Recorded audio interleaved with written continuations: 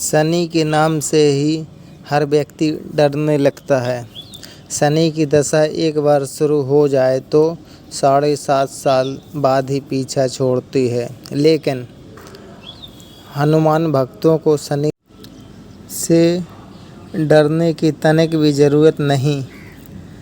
शनि ने हनुमान को भी डराना चाहा, लेकिन मोह की खानी पड़ी। आइए जानें कैसे महान पराक्रमी हनुमान अमर हैं। पवन पुत्र हनुमान रघुकुल के कुमारों के कहने से प्रतिदिन अपनी आत्मकथा का कोई भाग सुनाया करते थे। क्यों?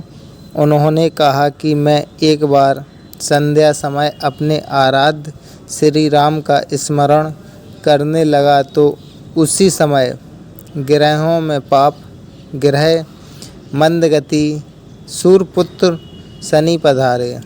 वह अत्यंत कृष्ण वर्ण के भीषणाकार थे। वह अपना सिर प्रायः झुकाए रखते हैं। जिस पर अपनी दृष्टि डालते हैं वह अवश्य नष्ट हो जाता है। शनि देव हनुमान के बाहुबल और पराक्रम को नहीं जानते थे।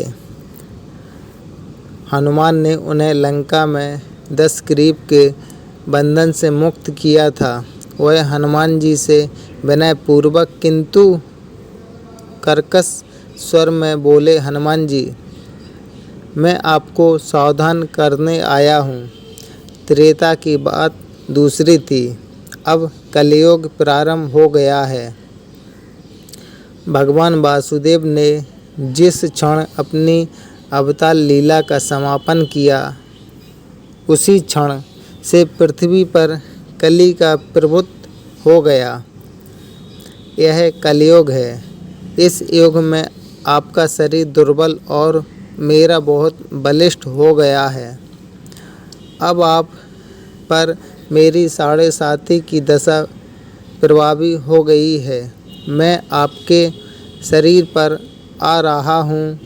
शनिदेव को इस बात का तनिक भी ज्ञान नहीं था कि रघुनाथ के चरणाश्रितों पर काल का प्रभाव नहीं होता। करुणा निधान जिनके हृदय में एक क्षण को भी आ जाते हैं, काल की कला वहाँ सर्वथा निष्प्रभावी हो जाती है।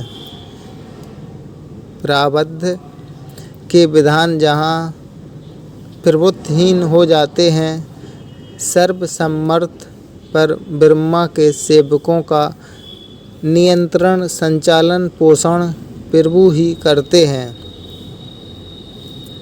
उनके सेवकों की ओर दृष्टि उठाने का साहस कोई सुर असुर करे तो स्वयं अनिष्ट भाजन होता है। शनिदेव के अग्रज यमराज भी प्रभु के भक्तों की ओर देखने का साहस नहीं कर पाते। हनुमान जी ने शनिदेव को समझाने का प्रयत्न किया, आप कहीं अन्यत्र जाएं।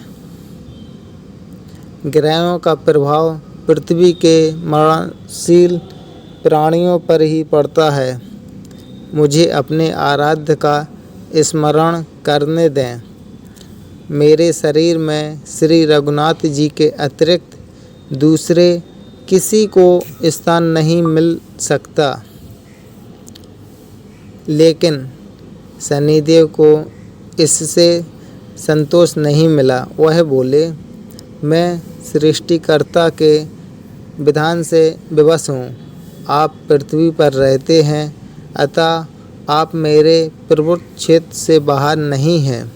पूरे 22.5 वर्ष व्यतीत होने पर 7.5 वर्ष के अंतर से 2.5 वर्ष के लिए मेरा प्रभाव प्राणी पर पड़ता है, किंतु यह गौण प्रभाव है। आप पर मेरी 7.5 आज इसी समय से प्रभावी हो रही है। मैं आपके शरीर पर आ रहा हूँ, इसे आप टाल नहीं सकते। फिर हनुमान जी कहते हैं, जब आपको आना ही है तो आ जाइए। अच्छा होता कि आप मुझे वृद्ध को छोड़ ही देते। फिर शनिदेव कहते हैं, कलयुग में पृथ्वी पर देवता या उपदेवता किसी को नहीं रहना चाहिए। सबको अपना आवास सूक्ष्म लोकों में रखना चाहिए। जो पृथ्वी पर रहेगा वह कलयुग के प्रभाव में रहेगा और उसे मेरी पीड़ा भोगनी पड़ेगी। और ग्रहों में मुझे अपने अग्रज एम का कार्य मिला है। मैं मुख्य मारक ग्रह हूँ और मृत्यु के सबसे निकट वृद्ध होते हैं, अतः मैं वृद्धों को कैसे छोड़ सकता हूँ।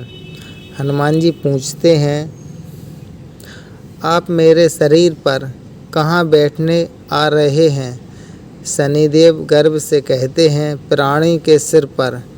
मैं 2.5 वर्ष प्राणी के सिर पर रहकर उसकी बुद्धि विचलित बनाए रखता हूँ।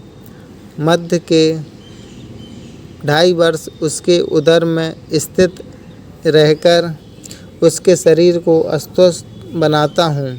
वह अंतिम 2.5 वर्ष पैरों में रहकर उसे भटकाता हूँ। फिर शनिदेव हनुमान जी के मस्तक पर आ बैठे तो हनुमान जी के सिर पर खाज हुई। उसे मिटाने के लिए हनुमान जी ने बड़ा पर्वत उठाकर सिर पर रख लिया। शनिदेव चिल्लाते हैं, यह क्या कर रहे हुए हैं आप। फिर हनुमान जी कहते हैं, जैसे आप सृष्टिकर्ता के विधान से विवश हैं, वैसे मैं भी अपने स्वभाव से विवश हूँ। मेरे मस्तक पर खाज मिटाने की यही उपचार पद्धति है और आप अपना कार्य करें और मैं अपना कार्य। ऐसा कहते ही हनुमान जी ने दूसरा पर्वत उठाकर अपने सिर पर रख लिया। इस पर शनिदेव कहते हैं, आप इन्हें उतारिए, मैं संधि करने को तैयार हूँ। इनके इतना कहते ही हनुमान जी ने तीसरा पर्वत उठाकर सिर पर रख लिया तो शनिदेव चिल्लाकर कहते हैं, मैं अब आपके समीप नहीं आऊँगा। फिर भी हनुमान जी नहीं माने और चौथा पर्वत उठाकर सिर पर रख लिया। शनिदेव फिर चिल्लाते हैं, पवन कुमार त्राहि माम रामदूत आंजनेयाय नमः। मैं उसको भी पीड़ित नहीं करूँगा जो आपका स्मरण करेगा। मुझे उतर जाने का अवसर दें। हनुमान जी कहते हैं, बहुत शीघ्रता की, अभी तो 5वां पर्वत बाकी है। और इतने में ही शनिदेव मेरे पैरों में गिर गए और कहा, मैं सदैव आपके दिए वचनों को स्मरण रखूँगा। आघात के उपचार के लिए शनिदेव तेल मांगने लगे। हनुमान जी तेल कहाँ देने वाले थे, वहीं शनिदेव आज भी तेलदान से तुष्ट होते हैं।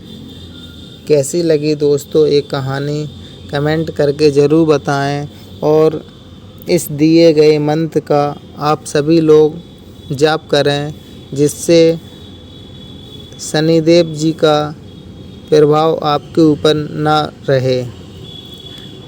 अपना स्वास्थ्य का ध्यान रखें। हमारे YouTube चैनल को सब्सक्राइब व लाइक करें। धन्यवाद।